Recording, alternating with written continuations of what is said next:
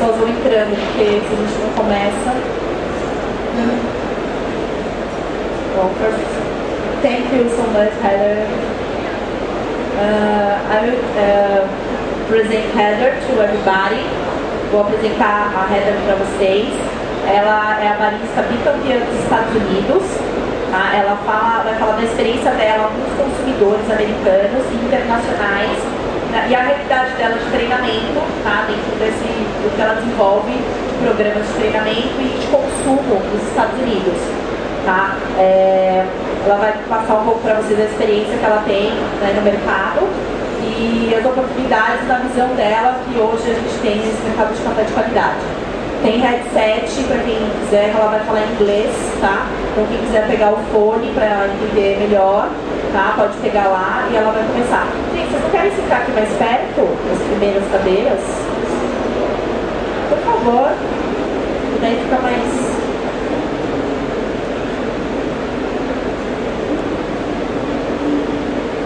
E nós estamos transmitindo ao vivo, essa live transmission, ok? Thank you, Heather. Then you can start.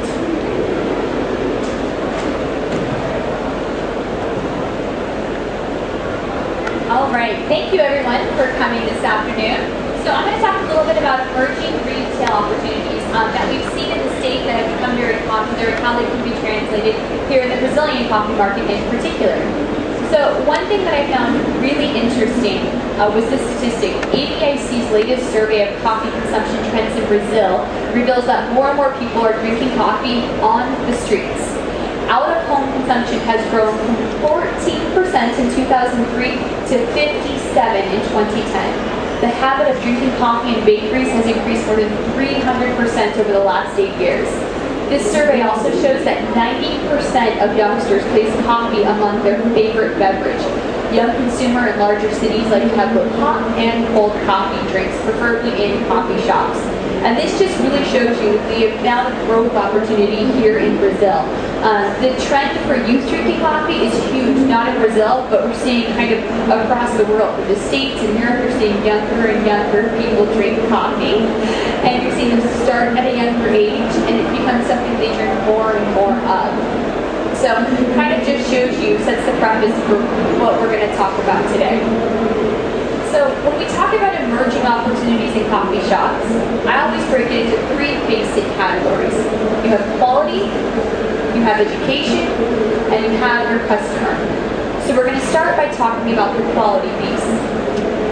When we talk about quality in cafes, we can kind of divide that into 2 basic categories. You have your espresso-based beverages, and we've seen a lot of advancements in espresso-based beverages. Obviously, the basic premise remains the same. You have your espresso, your macchiato, your cappuccino, your latte, your basic drinks. But we've seen a lot of advancements in equipment, giving baristas more and more control and allowing coffee to be more and more precise. A great example is if you go to the back of the Strata. Is a great example of giving baristas more control and advances in technology. Now, on the other side, on the drip coffee side of things, we're actually seeing things go a little bit backwards. We're also seeing the baristas having more control, but we're going back to more traditional methods of brewing and more manual ways of brewing, which is very interesting. So, quality and manual brewing, tying those together, how do they go hand in hand? Well, the nice thing about manual brewing is it allows you to go kind of beyond simple origin, which is currently something, we used to see a lot of blends, we're seeing now more single origins. But with manual brewing or brewing by the cup is another way to look at it. It allows you to go beyond that. It allows you to feature farmers. It allows you to feature micro lots. It also allows you to have higher price points. In the States, we are selling some cups of coffee for the same price as a bag of a different coffee. So there's a lot of opportunity to really expand on that market and to offer coffees that before you wouldn't think you could sell by the cup because the price wasn't feasible. Well, brewing by the cup gives you that opportunity. So what are we talking about when it comes to manual brewing? Is anybody familiar with the siphon? A little bit? Okay. So the siphon is one way of manual brewing. It pretty much, you only can brew by the cup. You're not doing any sort of large brewing when it comes to a siphon. It's a little more complicated to put in a store setup because it does require a certain amount of heat, not just hot water, but an actual source of heat in order for the machine to work. It uses a cloth filter, so it gives you a very clean, very sweet cup when done properly. One of the difficult things about a siphon is the barista has to actually control the heat. So the heat typically on a siphon does not maintain temperature throughout the brewing process. It's going to change quite a bit, which allows for, again, more control, but also the ability to produce a very bad cup as well. You have a lot of glass on a siphon, which in a cafe environment is just something to be considered. A lot of glass at our cafes tend to break, so we don't use a siphon at our stores for that reason. But it does produce a very nice cup, and it's also a beautiful show. So when you're talking about featuring a very special coffee, when you're brewing it on a siphon, the consumer feels like they're getting a special coffee. So that's one reason why you might use a siphon. French press and AeroPress, I'm sure we're pretty all familiar with the French press. Very traditional way of making coffee. The great thing about it is it's very easy to duplicate. A lot of these other methods, it becomes very tricky to maintain the same cup of coffee from time to time. But the French press has very simple, very basic techniques. You can produce very consistent cups, which is important in a cafe environment. And you can also produce a larger amount. In French presses, you can produce enough to serve 3 to 4 people or a table of people. So that's one of the advantages of using a French press. AeroPress is kind of the opposite. You go down to the extreme. You're again to a very small cup. You're producing 4 to 8 ounces at a time. It requires, again, a little more barista control. There's a few more techniques involved. And it's just a little more, it's one of the more complicated in my opinion, the AeroPress. You're seeing it used more and more often. Again, the advantages being you're able to produce a very sweet and very clean cup. Conversely, the French press uses a mesh filter. There's no paper filter or cloth filter, so you do end up with a richer mouthfeel. Some would say a grittier mouthfeel as well. It's one of the reasons we're seeing people move away from French presses, is they want that kind of cleanliness on their palate when they're done enjoying a cup of coffee. So just a few basic things to consider. And then you have different pour-over methods, and these are kind of the 3 most basic. So over here we have a Chemex.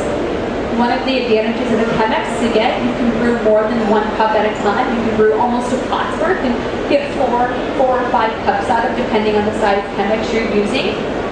Then you have a V60 and a V dripper. So these 3 methods essentially do the same thing, but all 3 will produce a very different flavor cup profile. In my opinion, the V60 is one of the harder ones to control.